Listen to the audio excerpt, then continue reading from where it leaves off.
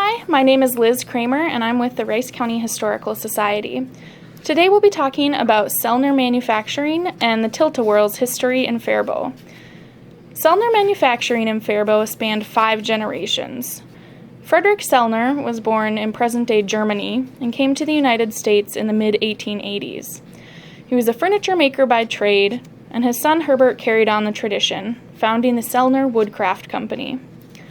The company was sold to Peterson Art Company in 1914, and afterwards, Herbert and his brother Martin created the Ideal Lamp Manufacturing Company, which made lamps in addition to children's toys like cars, sleds, and tricycles. Lead shortages in World War I put an end to the Ideal Lamp Company, and after it was dissolved, Herbert began to create water ride amusements. Starting with diving boards, he then introduced the Sellner Water Toboggan Slide at Roberts Lake, and then the Sellner Water Wheel. After a boat-based merry-go-round proved unstable, Herbert adopted the idea for land, creating the first Tilt-a-Whirl in a neighbor's back garden. The first Tilt-a-Whirl was sold for $4,500 to the Wildwood Amusement Park on the shores of White Bear Lake. People loved the chaotic and unpredictable ride, and it grossed over $30,000 in its first year.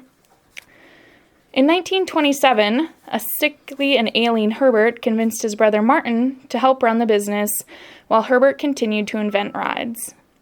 After Herbert passed, Walter ran the company, and his son invented the modern 7-car version of the Tilt-a-Whirl.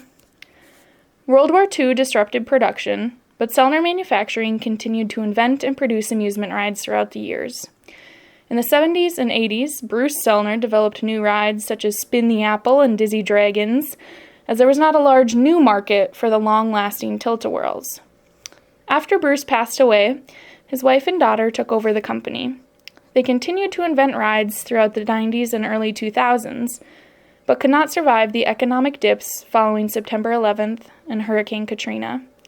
Sellner Manufacturing was sold in 2011 to a Texas-based company. The name of Sellner has not completely left the Faribault area, though. A restored Tilt-a-Whirl car is on display in Central Avenue, and parts of the business, including the fiberglass and paint departments, have remained in town. This is the Rice County Historical Society, preserving the past for future generations.